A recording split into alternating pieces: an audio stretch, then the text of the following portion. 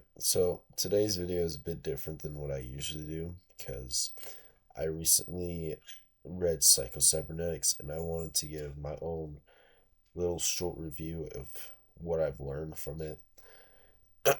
So, the reason why I wanted to pick up this book was because I was struggling a lot with my own self image, and I had heard from a lot of friends, a lot of YouTubers, that this book helps with self image and looking at things differently. I knew I was going to talk about visualizations, but I didn't realize how much was actually in the book.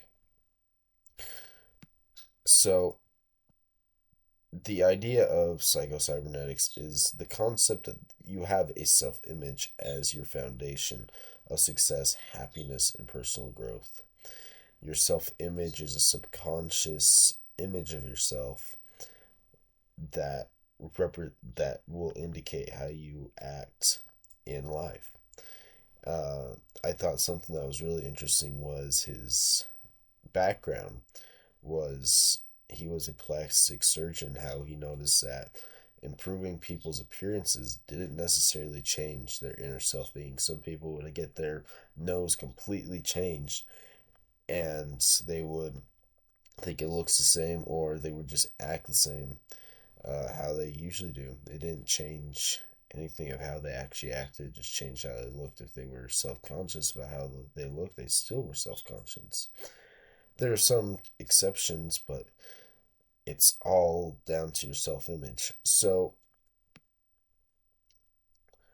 there's an idea of a mental blueprint, and it influences our beliefs, actions, and outcomes. So if you look and see it yourself as confident, your actions align with that confidence. If we look and see ourselves as worthless, and we're going to act worthless. So this can help us or it can limit us in our walks in life. So, how do we change that if we have a bad self image? Well, we can do visualization of achieving goals.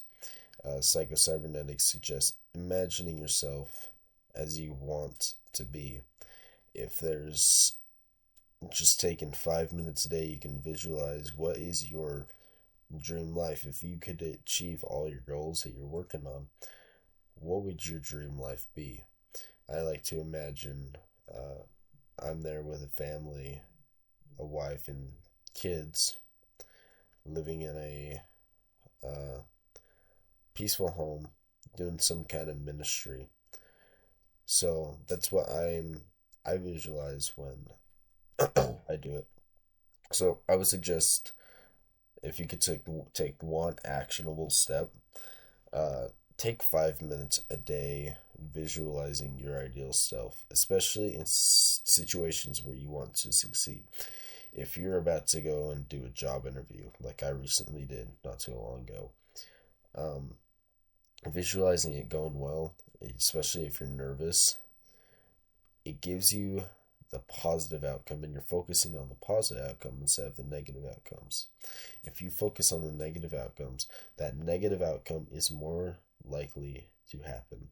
So imagine the positive outcome and work towards that.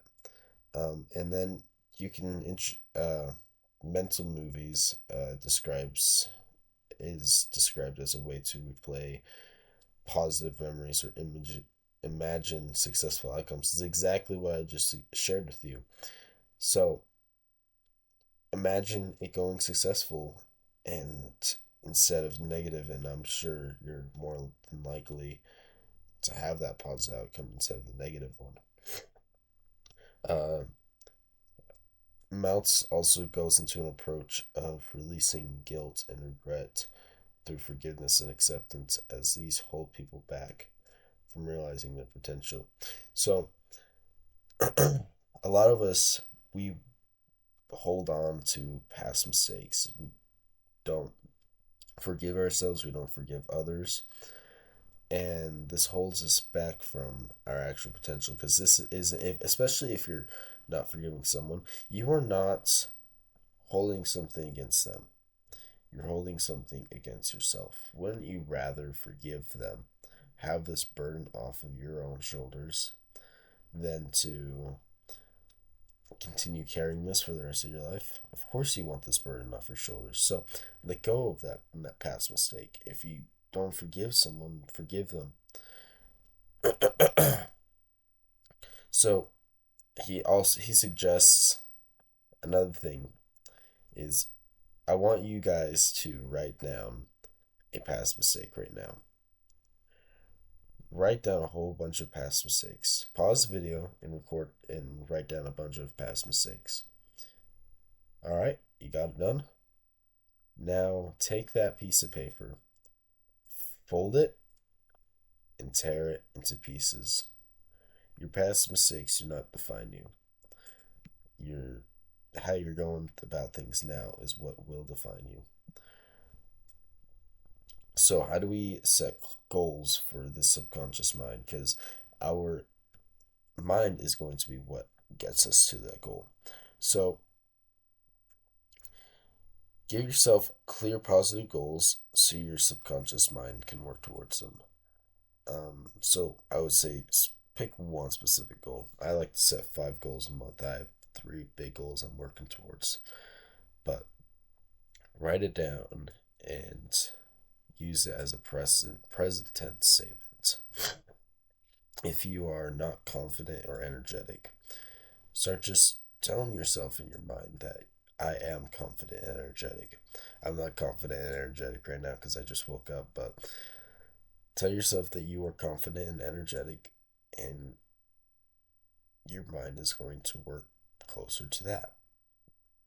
So, I have been having to have a lot of hard conversations with people right lately, and whenever I have to have one of these hard conversations, it always makes me nervous. I always have become nervous right before a hard conversation.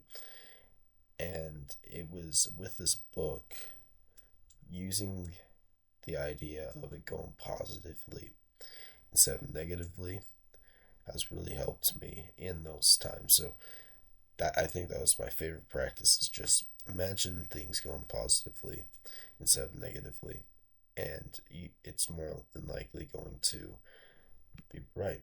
So would I suggest psychocybernetics be someone? If you struggle with your self image and how you view yourself, then I would definitely say yes. Sometimes we don't even know if we have a bad self image. So I would suggest reading this book. It is really, really mind blowing, some of the things that he talks about. And it's all very actionable. Every single chapter at the end has a list of exercises you can do to help build that up. So I encourage you guys to read it if you haven't. And if you have, I would like to hear what you guys think of the book in the comments. Anyways, that's about it, and I'll see you guys on the next one. Bye.